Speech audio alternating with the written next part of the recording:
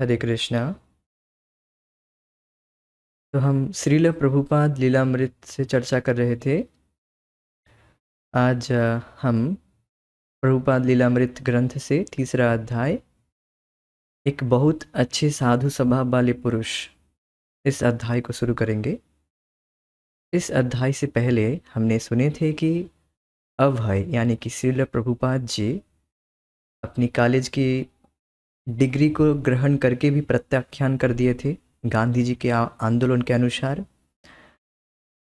और वह एक गांधीवादी के रूप में दिख रहे थे, खादी वस्त्र पहने हुए।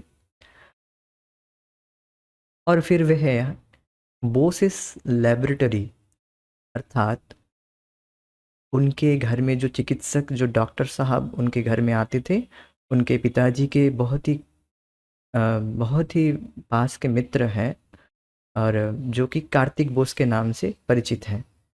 उनके लेबोरेटरी में वह काम कर रहे थे। मतलब उनको बाद में कार्तिक बोस ने ही उनको इस प्रस्ताव दिया था, अभय को और उनके पिताजी गौर मोहन दे को, कि आपके बेटे को कुछ काम तो करना ही चाहिए। प्रभुपाद जी का विवाह भी हो गया था, तो विवाह के लिए खर्चा तो है ही। तो फिर उनको बोसिस लेबोरेटरी में एक मैनेजर के रूप में पद दिया गया था। अब वह एक दिन बोसिस लेबोरेटरी में काम कर रहे थे एक एज ए मैनेजर।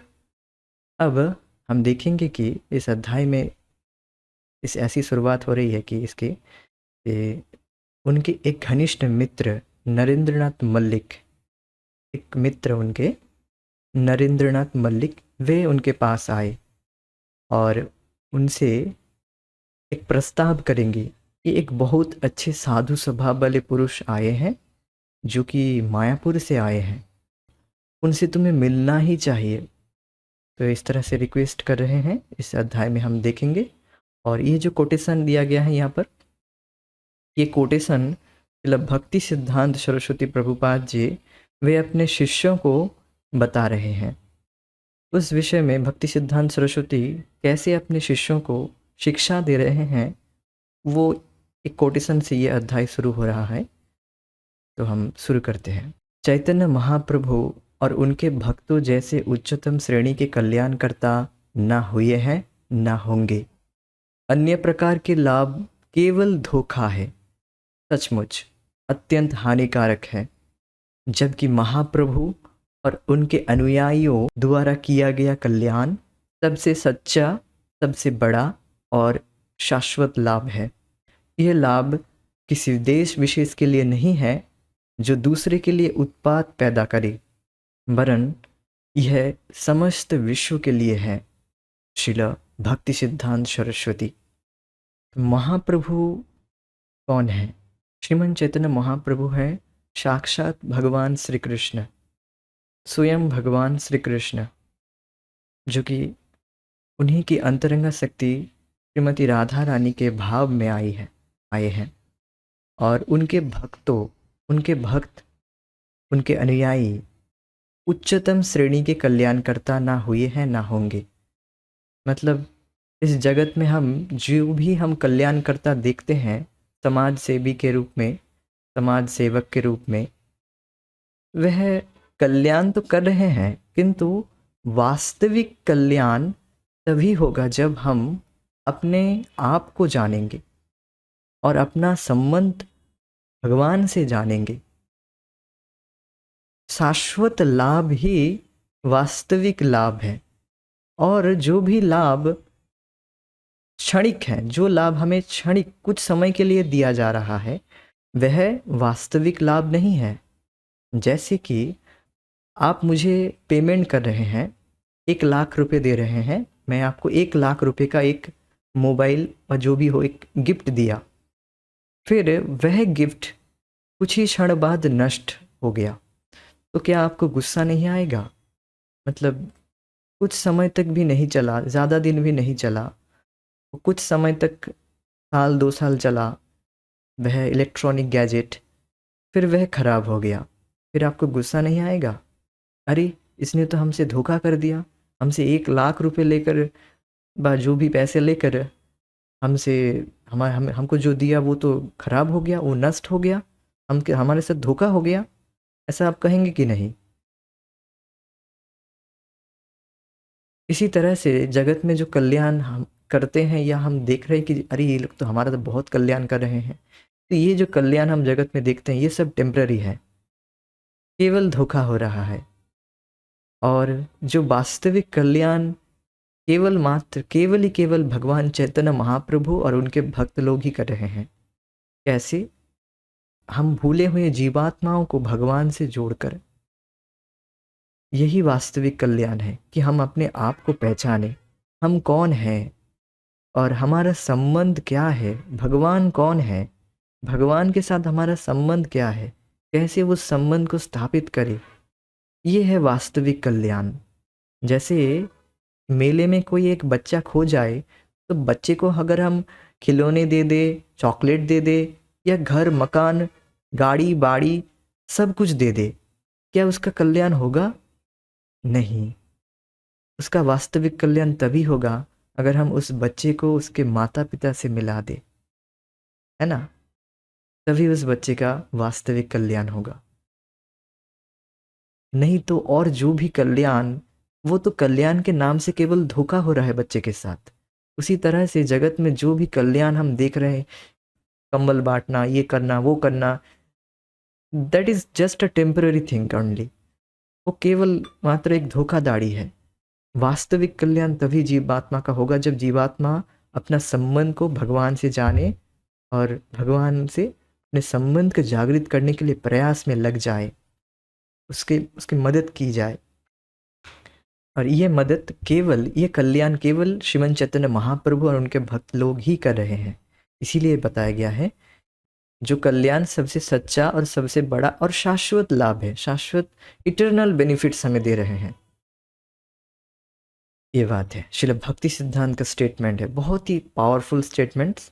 और भी हम कुछ स्टेटमेंट सुनेंगे। अभय के मित्र नरेंद्रनाथ मल्लिक आग्रह कर रहे थे। वे चाहते थे कि अभय मायापुर से आए एक साधु से मिले। नरेन और उनके कुछ मित्र उस साधु से उसके पास के आश्रम में मिल चुके थे जो उल्टा डंगा जॉनसन रोड पर स्थित था, और अब वे अभय का मत जानना चाहते थे। अपने मित्र मंडली में अभय नेता माने जाते थे, इसलिए यदि नरेन औरों को बता सके कि साधु के प्रति अभय भी सम्मान की भावना रखते हैं तो उससे उनके अपने मूल्यांकनों का समर्थन होगा। अभय को जाने में हिचक थी, लेकिन नरेन उन पर दबाव डाल रहे थे। वे शाम होते ही भीड़ से भरी सड़क पर आने जाने वालों के बीच खड़े बातें कर रहे थे, जबकि भाड़े की घोड़ा गाड़ियाँ, बैलगाड़ियाँ और बीच बीच में ऑटो टैक्सियाँ और मोटर बसें शोर करती हुई आगे बढ़ रही थी। नरेन ने अपने मित्र अभय की बाह कसकर पकड़ ली। वे उन्हें आगे की ओर घसीटने लगे, जबकि अभय हंस रहे थे और उल्टी दिशा में हठ पूर्वक जोर लगा रहे थे। नरेन नरेन का तर्क था कि क्योंकि वह स्थान कुछ ही मकान आगे था, इसलिए उन्हें कम से कम थोड़ी देर के लिए वहां हो आना चाहिए। अभय हंसे और उन्हें माफ़ी मांगनी चाहिए। लोग समझ रहे थे कि दोनों व्यक्ति मित्र थे, लेकिन बड़ा अजीब दृश्य था। खादी का सफ़ेद कुर्ता और धोती पहने हुए सुंदर युवकों को उसका मित्र खींचे जा रहा था।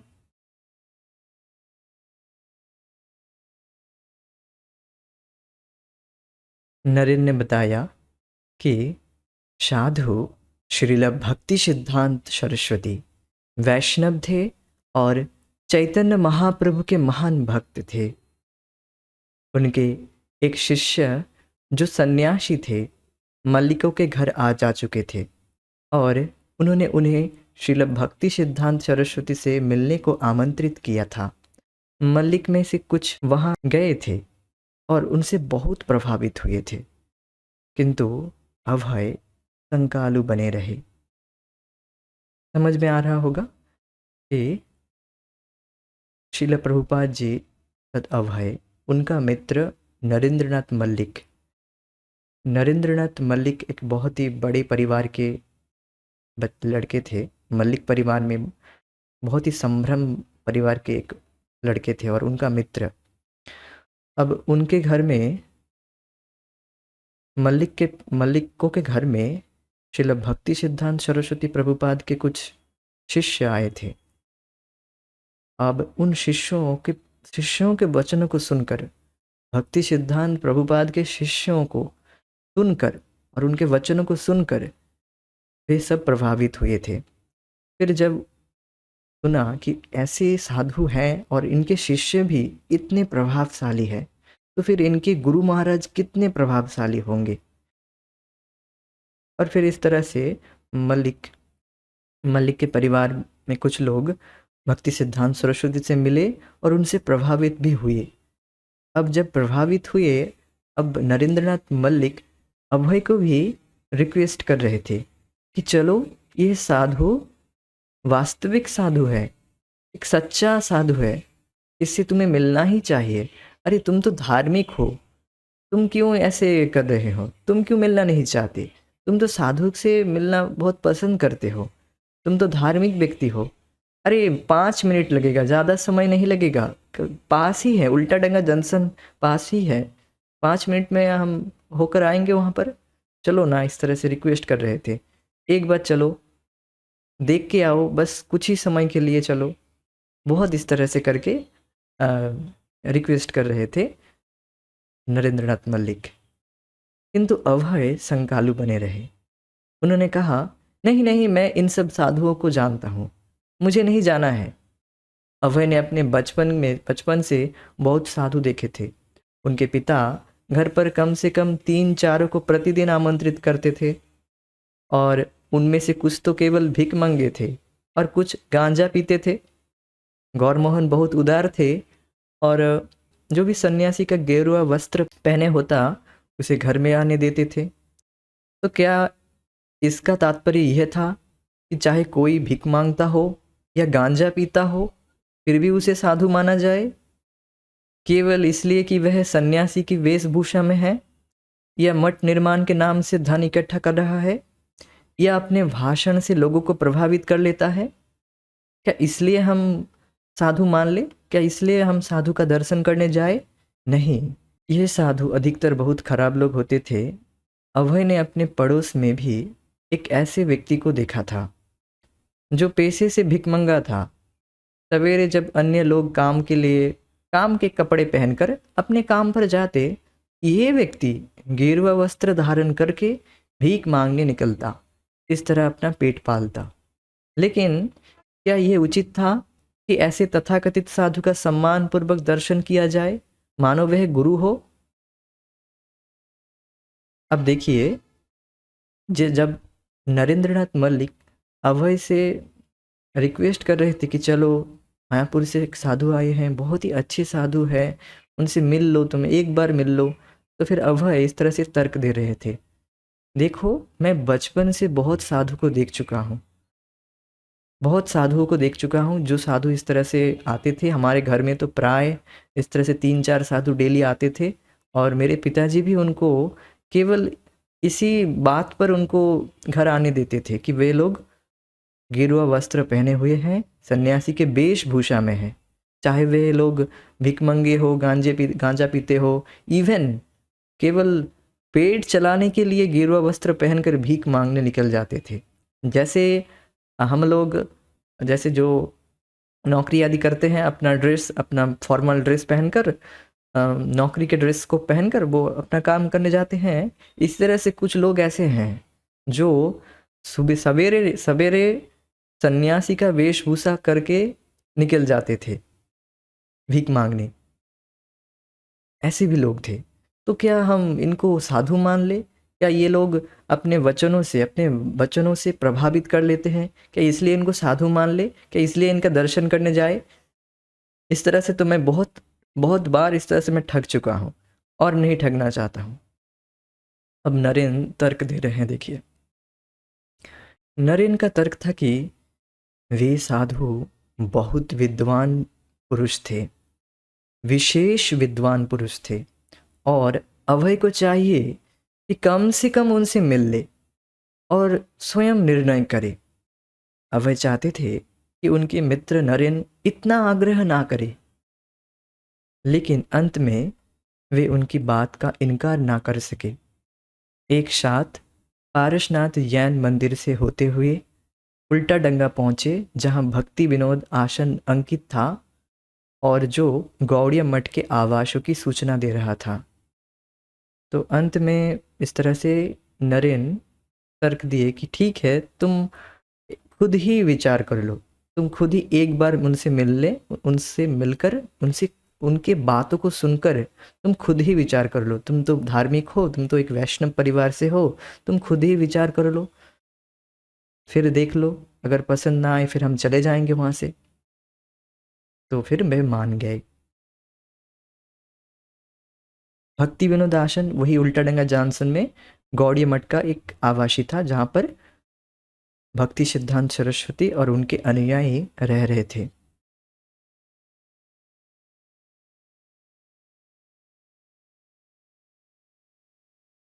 द्वार पर उन्होंने पूछा तो एक नवयुवक जो श्रीमान मल्लिक को पहचानता था, वे पहले मठ को दान दे चुके थे। वे मीन्स श्रीमान मल्लिक, मल्लिक के परिवार लोग पहले ही दान दे चुके थे, तो इसलिए मठ के लोग मल्लिक परिवार के वे लोगों को अर्थात श्रीमान नरेंद्रनाथ मल्लिक को जानते थे। तो उन्हें तुरंत दूसरी मंजिले पर ले गया और उसने उन्हें शिल भक्ति सिद्धांत सरस्वती के सामने प्रस्तुत किया। वे उस समय कुछ शिष्यों और अतिथियों के साथ बैठे हुए सायंकालीन वातावरण का आनंद ले रहे थे। अपनी पीठ को पूरी तरह सीधा करके बैठे हुए शिल भक्ति सिद्धांत सरस्वती लंबे लगते थे। शरीर से वे दुबले थे, उनकी बाहें लंबी थी, उनका रंग गोरा और सुनहरा था। उन्होंने सादे फ्रेम का बाई फोकल गोल चश्मा पहना था।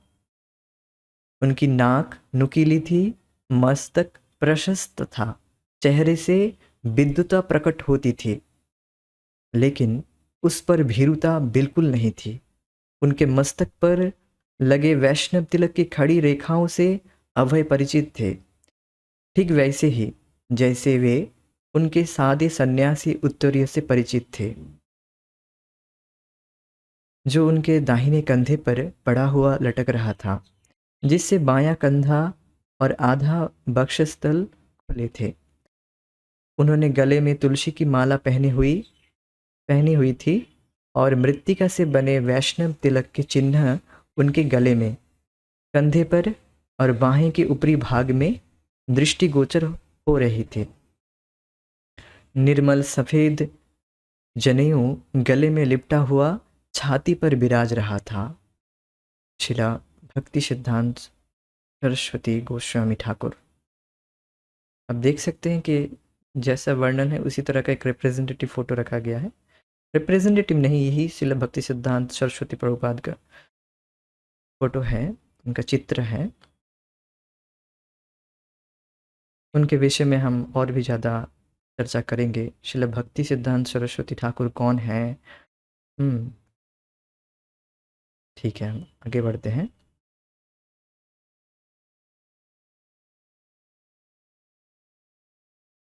अभय और नरेन दोनों ने वैष्णव परिवारों में पले होने के कारण श्रद्धास्पद सन्यासी को देखते ही उन्हें तुरंत साष्टांग प्रणाम किया। अभी दोनों युवक बैठने को ही थे कि औपचारिक प्रारंभिक वार्तालाप आरंभ होने से पहले ही शिला भक्ति सिद्धांत झट बोले, आप शिक्षित नवयुवक हैं, आप चैतन्य महाप्रभु के संदेश का प्रचार विश्व भर में क्यों नहीं करते? अभय ने जो कुछ सुना उस पर विश्वास करना उनके लिए कठिन हो गया।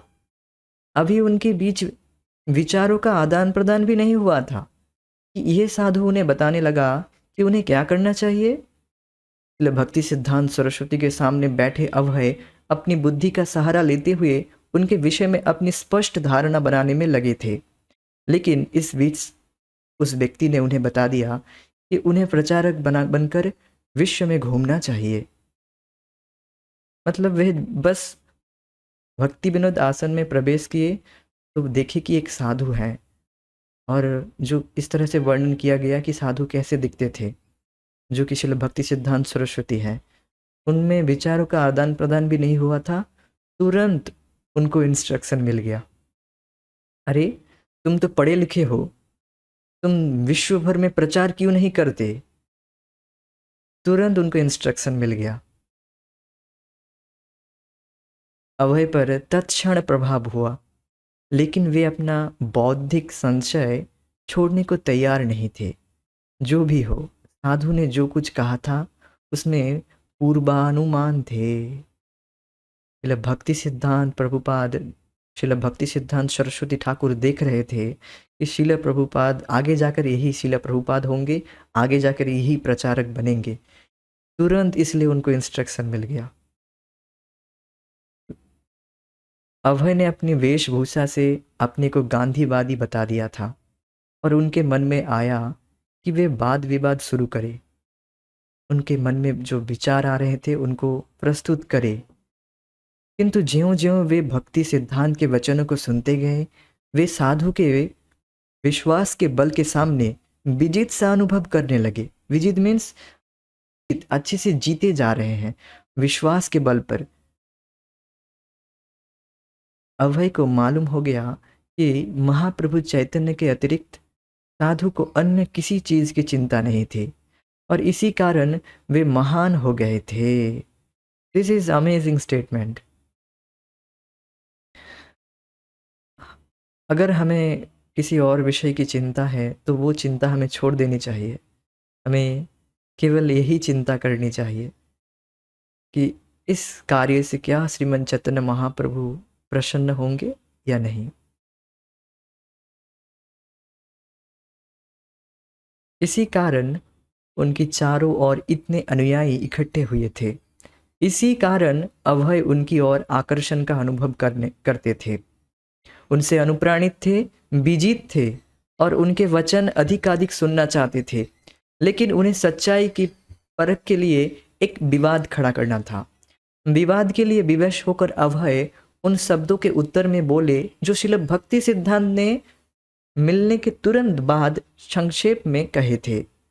आपके चैतन्य के संदेश को कौन सुनेगा? अभय ने प्रश्न किया। हम पराधीन देश के लोग हैं, पहले भारत को स्वतंत्र होना है। अंग्रेज शासन के अधीन रहते हुए हम भारतीय संस्कृति का प्रचार कैसे कर सकते हैं? ज्यों ही उनको इंस्ट्रक्शन मिला कि तुम पढ़े लिखे लोग हो, पढ़े लिखे व्यक्ति हो, तुम देश विदेश में क्यों प्रचार नहीं करते, तो उनके मन में यह विचार आया। फिर यह विचार उन्होंने भक्ति सिद्धांत को प्रस्तुत किया कि हम अभी पराधीन हैं और सभी देश के लोग अभी स्वतंत्र होना चाहते हैं, तो फिर महाप्रभु चैतन्य के वाणी को कौन सुनेगा? ये प्रश्न उन्होंने उठाया। बहुत ही युक्तिपूर्ण प्रश्न था। अभय ने अभिमानवश नहीं पूछा था। अब उनका मूड कैसा था ये बताया जा रहा है। कैसा मूड था उनका प्रश्न करने का, और ऐसे ही मूड होना चाहिए आध्यात्मिक गुरु से प्रश्न करने के लिए। उनका प्रश्न केवल उत्तेजक था, लेकिन फिर भी वह स्पष्ट रूप से चुनौतीपूर्ण था। यदि वे साधु की उक्ति को गंभीर समझकर ग्रहण करते हैं और शिल भक्ति सिद्धांत के व्यवहार में ऐसा कुछ नहीं था जिससे मालूम हो कि वे गंभीर नहीं हैं, तो अभय वह प्रश्न पूछने के लिए अपने को विवश अनुभव कर रहे थे कि वे भारत के परतंत्र रहते इस प्रकार का प्रस्ताव कैसे कर सकते हैं। इस प्रकार का मतलब कैसे मैं प्रचार कर सकता हूँ, कैसे लोग महाप्रभु के वाणी को सुनेंगे। भक्ति सिद्धांत ने शांत गंभीर स्वर में उत्तर दिया कि कृष्ण चेतना को भारतीय राजनीति में परिवर्तन की प्रतीक्षा नहीं करनी है, ना ही वह इस बात पर निर्भर है कि शासन कौन करता है। कृष्ण चेतना इतनी महत्वपूर्ण है, अनन्य रूप से इतनी महत्वपूर्ण है कि वह प्रतीक्षा नहीं कर सकती। अभय उनकी निर्भीकता से प्रभावित हो गए। वे ऐसी बात कैसे कह सकते हैं? उल्टडंगा की उस छोटी छत के अतिरिक्त समस्त भारत में खलबली थी।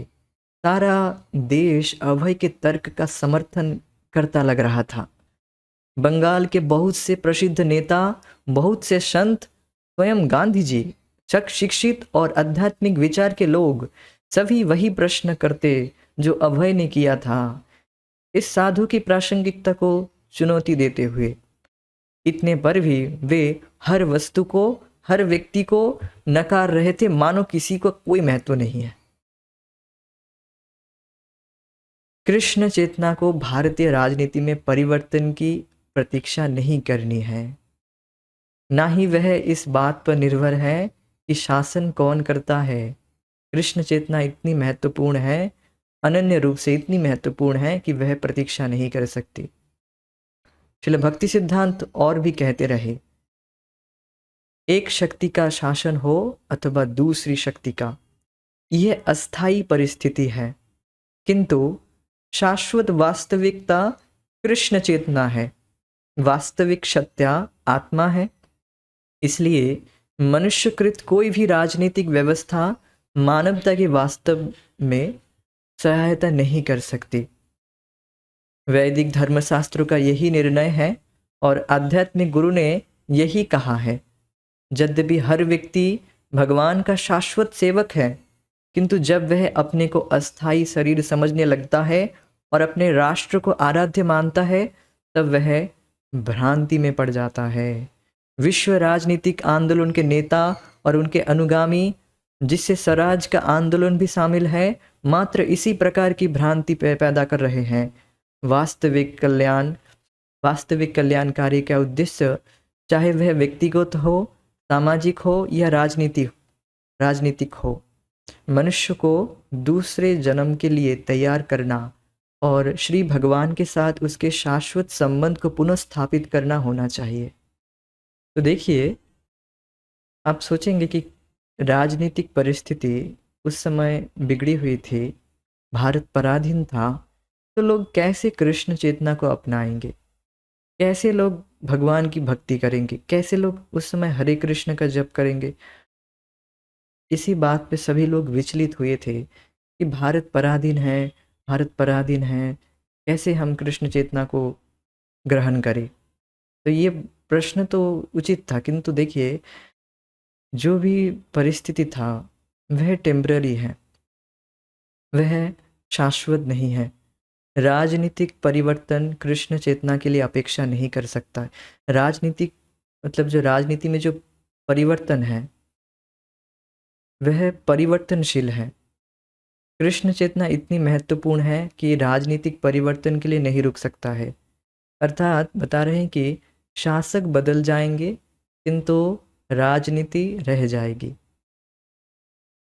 ऐसा नहीं सोचना चाहिए कि जो शासक हैं वो बदल जाएंगे फिर हम भक्ति कर पाएंगे, ऐसी बात नहीं है। शासक बदल जाएंगे किंतु राजनीति रह जाएगी, उसमें कोई परिवर्तन नहीं आएगा। इसलिए ये सोचना व्यर्थ है कि भारत पराधीन है, अभी हम भक्ति नहीं कर सकते, अभी कृष्ण चेतना को नहीं अपना सकते, यह मूर्खता है। क्योंकि कृष्ण भावना शरीर पर निर्भरशील नहीं है। हम अपने आप को भारतीय मान रहे हैं, क्यों? क्योंकि हम अपने आप को शरीर पहले मानते हैं। फिर ये बात आएगी कि हम भारतीय हैं, हम अंग्रेज हैं, ये सब कुछ। तो ये तो अस्थाई है। आज हम भारतीय हैं, कल हम पशु के शरीर में भी हो सकते हैं, कल हम अंग्रेज के शरीर में भी हो सकते हैं। ये तो अस्थाई है।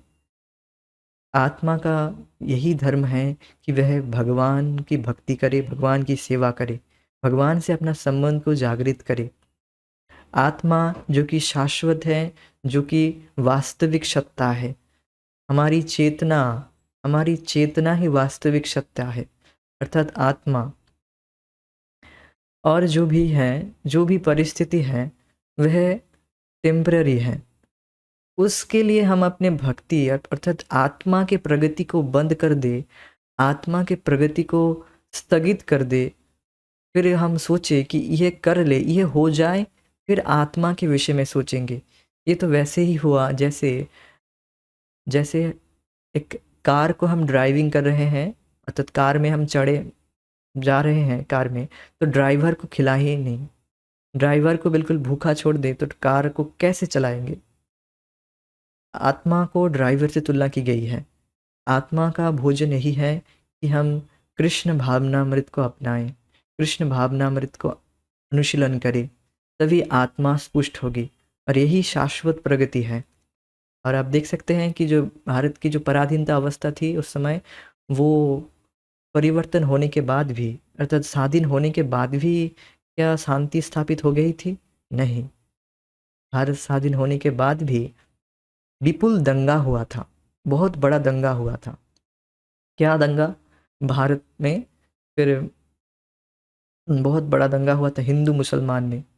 तो फिर उस समय बताया जा रहा था, देखिए देखो, भारत स्वाधीन होने के बाद भी अभी भी दंगा हो रहा है, अपने भाई भाइयों में दंगे हो रहे हैं। तो ये दंगे क्या तो आप देख सकते हैं कि शासक बदल जाने के बाद भी अभी भी शांति स्थापित नहीं हुआ है, अभी भी युद्ध हो रहा है, अभी भी भाई भाइयों में युद्ध हो रहा है, अपने ही परिवार में ही शांति नहीं है, सुख नहीं है। तो ये कभी नहीं रहेगा जब तक केंद्र कृष्ण नहीं होता है। जब तक हमारे जीवन का केंद्र कृष्ण नहीं है, तब तक शांति स्थापित नहीं हो पाएगी। यद्यपि हर व्यक्ति भगवान का शाश्वत सेवक है, किंतु जब वह अपने को अस्थाई शरीर समझने लगता है और अपने राष्ट्र को आराध्य मानता है, तब वह भ्रांति में पड़ जाता है।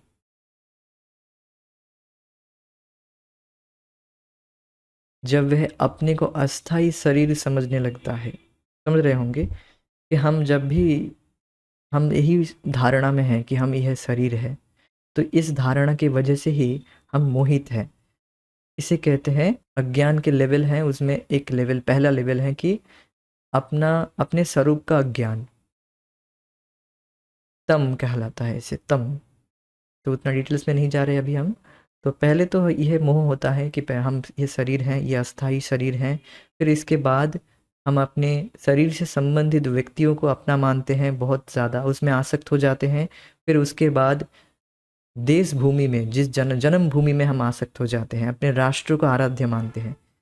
तो जो भी इस तरह से देशभक्ति दिखाते हैं, तो वास्तव में वह शरीर से ज़्यादा प्रभावित है, मतलब वे वास्तव में देहात्म बुद्धि में बहुत ज़्यादा बड़े हैं। तो ऐसा नहीं है कि जो भगवान के भक्त हैं उनका कोई अपने जन्मभूमि के प्रति इतना आसक्ति है, ये बात नहीं है। वे केवल अपने जन्मभूमि को नहीं देखते, वे पूरे विश्व के कल्याण के लिए सोचते हैं। They are not narrow minded, मतलब भगवान के भक्त नैरो माइंडेड, संकीर्ण मन के नहीं हैं। उनका मन तो और ज़्यादा बढ़ जाता है, वे तो पूरे विश्व का कल्याण करना चाहते हैं। वे केवल एक सीमा में बंधना नहीं चाहते। और जो इस तरह से राष्ट्रवादी लोग हैं, वे केवल एक सीमा में ही बंद कर रह जाते हैं, तब वह भ्रांति में पड़ जाता है। विश्व के राजनीतिक आंदोलन के नेता और उनके अनुगामी, जिसमें स्वराज का आंदोलन भी शामिल है, मात्र इसी प्रकार की भ्रांति पैदा कर रहे हैं। गांधी जी का जो आंदोलन था स्वराज स्वराज, और यह भी वैसा ही एक भ्रांति है। इसी प्रकार की भ्रांति मात्र पैदा कर रहे हैं। वास्तविक कल्याण कार्य का उद्देश्य, चाहे वह व्यक्तिगत हो, सामाजिक हो या राजनीतिक हो, मनुष्य को दूसरे जन्म के लिए तैयार करना और श्री भगवान के साथ उसके शाश्वत संबंध को पुनः स्थापित करना होना चाहिए। यही वास्तविक कल्याण है। श्रील भक्ति सिद्धांत सरस्वती इन विचारों को अपने लेखों में कई बार पहले व्यक्त कर चुके थे। चैतन्य महाप्रभु और उनके भक्तों जैसे उच्चतम श्रेणी के कल्याणकर्ता ना हुए हैं, ना होंगे। अन्य प्रकार के कल्याण कार्य ना केवल धोखा है, बल्कि हानिकारक भी है। केवल धोखा नहीं है, हमारे लिए हानिकारक है, पॉइजनस है। जबकि महाप्रभु और उनके अनुयायियों द्वारा किया गया कल्याण सबसे सच्चा। मनुष्य को दूसरे जन्म के लिए तैयार करना, मतलब हम जब सोचते हैं कि यही केवल एक ही जीवन है, अब तो केवल भोग लो, अब जो भोगना है भोग लो, बस एक ही जीवन है। किंतु जब मनुष्य को पता चलेगा कि हाँ, मनुष्य दूसरा जन्म भी है, आगे भी जीवन है, तब वह सतर्क होगा कि हमें आगे के जन्म के लिए भी तैयार होना है। मीन्स ऐसा नहीं है कि हम भोग कर, इंद्रिय तृप्ति करके, इस जगत को भोग कर बस अब हम खत्म हो जाएंगे, हमारा अस्तित्व ही समाप्त हो जाएगा, ऐसा नहीं। जो भी हम गलत कार्य कर रहे हैं उसका भुगतान हमें करना होगा। इस विषय को दिमाग में रखकर हमें कार्य करना है। अगले जीवन के लिए तैयार होना मतलब हमें ऐसा कार्य नहीं करना चाहिए जिससे हमारा भविष्य बिगड़ जाए। भविष्य मीन्स केवल यही जीवन में नहीं, आगे के जीवन के बात भी यहाँ पर बताया जा रहा है। आप केवल इस मनुष्य जीवन आपको इस जन्म में मिला है, मनुष्य जीवन मिला है, तो हम अपने मनुष्य जीवन को व्यर्थ के कार्यों में लगा दें। केवल आहार, निद्रा, भय, मैथुन और देशभक्ति के नाम पर जो धोखा है, जो राजनीति है, जो अस्थाई है, उसी में हम लगा देते हैं, तो हमारा ये मनुष्य शरीर व्यर्थ हो जाता है। हमें ये मनुष्य शरीर मिला है कि हम अपने चेतना को उन्नत करें और धीरे धीरे हम प्रगति करें, भगवान की ओर उन्मुख हो। अब वो कार्य हम अगर ना करें, फिर हमारी जो उन्नति है, आगे की जीवन है, वो बिगड़ जाता है। मीन्स फिर हमें मनुष्य शरीर नहीं मिलेगा अगर हम मनुष्य की तरह कार्य नहीं करेंगे। पशु की तरह कार्य कर रहे हैं और देश के प्रति आसक्त हैं, तो देश में तो आपको जन्म मिलेगा, किंतु आपको एक कुत्ते के शरीर में भी जन्म मिल सकता है। तो यह कल्याण किसी देश विशेष के लिए नहीं है जो दूसरे के लिए उत्पाद पैदा करे, वरन यह समस्त विश्व के लिए है।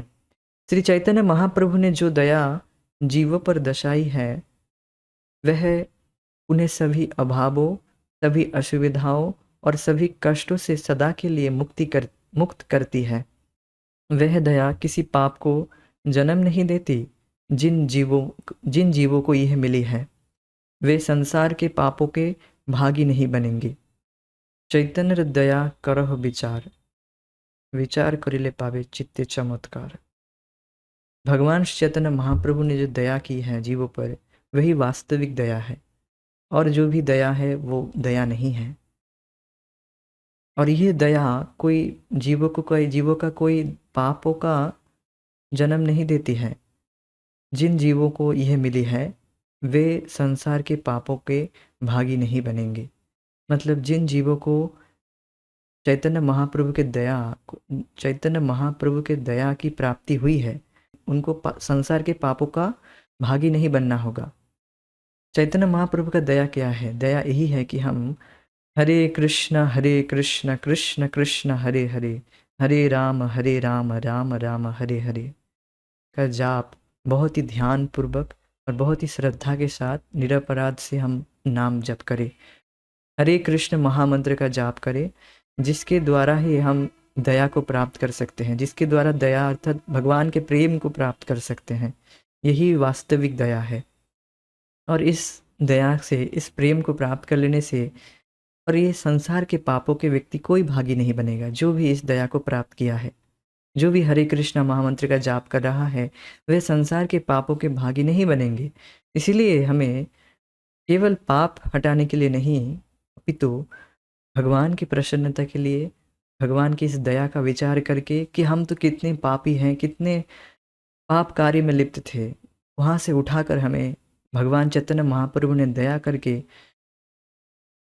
हरिनाम दिए हैं और भगवान के प्रेम को प्राप्त करने के लिए रास्ता, मार्ग हमें बता दिए हैं। जीव बहुत ही जल्दी भगवान के प्रेम को प्राप्त करके भगवान के धाम लौट जाएगा। ये वास्तविक दया है। जब अभय ध्यान पूर्वक श्रील भक्ति सिद्धांत सरस्वती के तर्कों को सुन रहे थे, तो उन्हें एक बंगाली कवि का स्मरण आ रहा था, जिसने लिखा है कि भारत से कम उन्नत सभ्यता वाले देश जैसे चीन और जापान भी स्वतंत्र हैं, जबकि भारत राजनीतिक उत्पीड़न के अंतर्गत परिश्रम कर रहा है। अभय को राष्ट्रीयता के दर्शन का भली भांति ज्ञान था, जो इस बात पर बल देता था कि भारत को सबसे पहले स्वतंत्र होना है। भारतीय जनता का उत्पीड़न एक वास्तविकता थी। निरपराध नागरिकों का अंग्रेजों द्वारा संहार एक वास्तविकता थी। और स्वतंत्रता से ही जनकल्याण होगा। आध्यात्मिक जीवन एक विलास था जिसका उपभोग केवल आज़ादी के बाद ही हो सकता था। उस समय अंग्रेज शासन से राजनीतिक स्वतंत्रता प्राप्त करना ही प्रासंगिक आध्यात्मिक आंदोलन था। जनता का पक्ष ही स्वयं में भगवान था। तो भी अभय का पालन पोषण एक वैष्णव के रूप में हुआ था। अतः श्रील भक्ति सिद्धांत जो कुछ कह रहे थे वे उन्हें अच्छा लग रहा था। अभय इस निष्कर्ष पर पहुंच चुके थे कि यह अन्य साधुओं की तरह कोई संदिग्ध चरित्र वाला साधु नहीं है। वे श्रील भक्ति सिद्धांत के वचनों में सच्चाई का अनुभव कर रहे थे। वह साधु कोई अपना दर्शन नहीं गढ़ा रहे थे, वह सेखी बखार नहीं रहे थे, न आक्रामक हो रहे थे।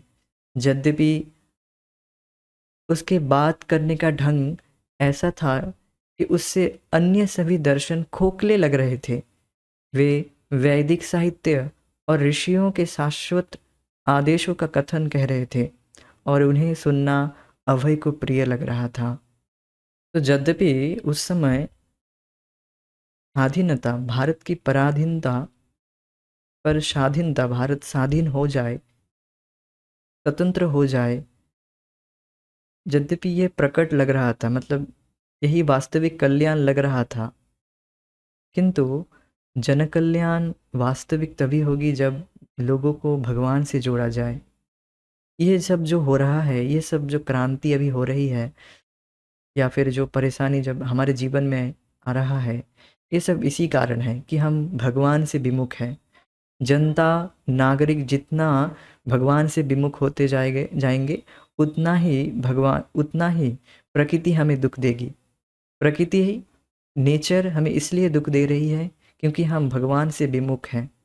कभी अंग्रेजी, कभी बंगाली में बोलते हुए, कभी भगवत गीता से संस्कृत श्लोकों को उद्धृत करते हुए मतलब भक्ति सिद्धांत ने श्री कृष्ण को सर्वोच्च वैदिक अधिकारी बताया।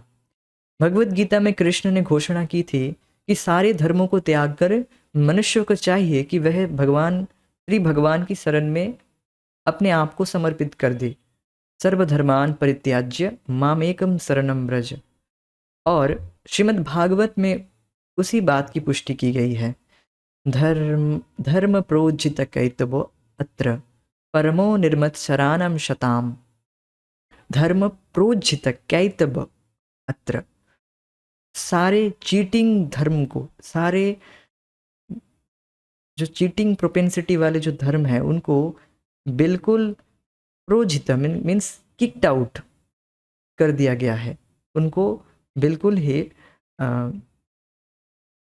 खदेड़ दिया गया है इस श्रीमद् भागवत से। जो कैतव धर्म है, जो छल धर्मी है, जो छल करने वाला जो धर्म है, वो सब कैतव है। वो चीटिंग प्रोपेंसिटी वाले जो धर्म है उनको बिल्कुल किक्ड आउट किया गया है श्रीमद् भागवत से। केवल परमो निर्मत सरानम शताम। और जो निर्मत सर है अर्थात जो ईर्ष्या से रहित है, भक्त हैं, वही इस परम धर्म को भगवान कृष्ण की भक्ति को समझ पाएंगे। और इसमें उसी भक्ति के विषय में बताया गया है इस श्रीमद् भागवत में।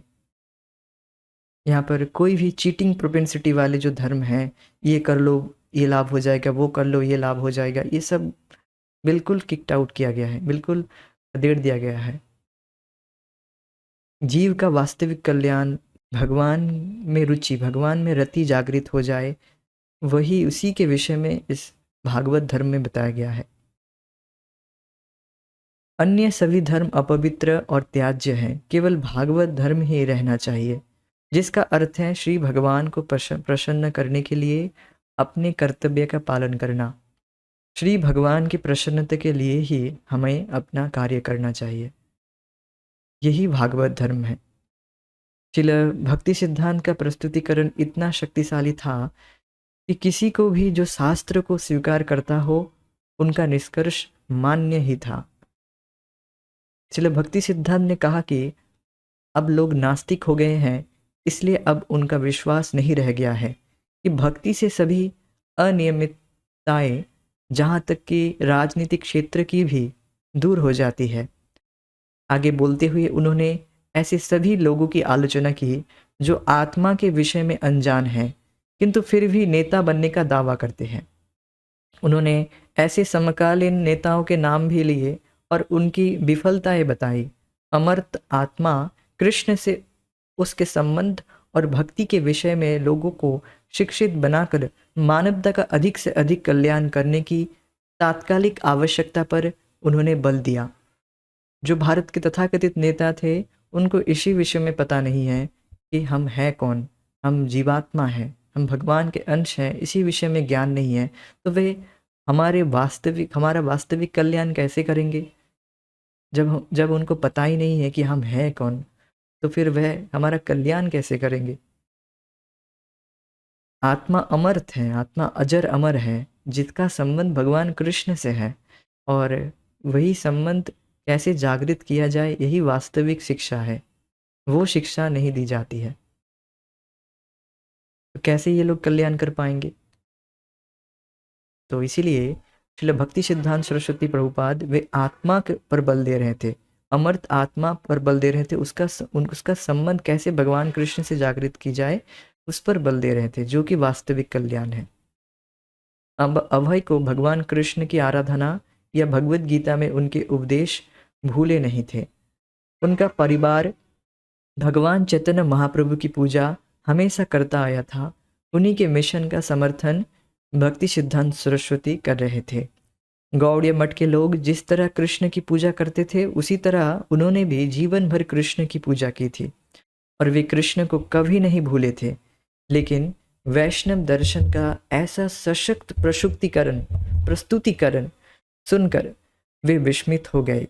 पढ़ाई, विवाह, राष्ट्रीय आंदोलन, अन्य मामलों में लिप्त होते हुए भी वे कृष्ण को कभी नहीं भूले थे, किंतु भक्ति सिद्धांत सरस्वती अब उनमें उनकी मूल कृष्ण चेतना को जगा रहे थे। और इस आध्यात्मिक गुरु के वचनों को सुनकर वे न केवल कृष्ण का स्मरण कर रहे थे, वरन अपने में कृष्ण चेतना को हजारों गुना, लाखों गुना समृद्ध अनुभव कर रहे थे।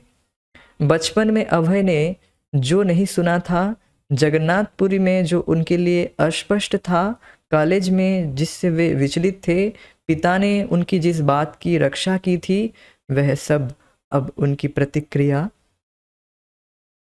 प्रतिक्रिया स्वरूप भावनाओं में उमड़ आया। अब वे उसे बनाए रखना चाहते थे। वे पराजित अनुभव करने लगे, लेकिन यह उन्हें पसंद आया। अचानक उन्हें अनुभूति हुई कि वे कभी पहले पराजित नहीं हुए थे, परंतु इस पराजय से कोई हानि नहीं थी। यह बहुत बड़ा लाभ था। श्रील प्रभुपाद, मैं वैष्णव परिवार से था, इसलिए उनके प्रचार का मूल्य मैं समझ सकता था। बात तो वे हर एक से करते थे, लेकिन मुझ में उन्होंने कुछ विशेष पाया और उनके तर्क और उनकी प्रस्तुतिकरण शैली में मेरा विश्वास जम गया। मैं विस्मय से अत्यंत अभिभूत था।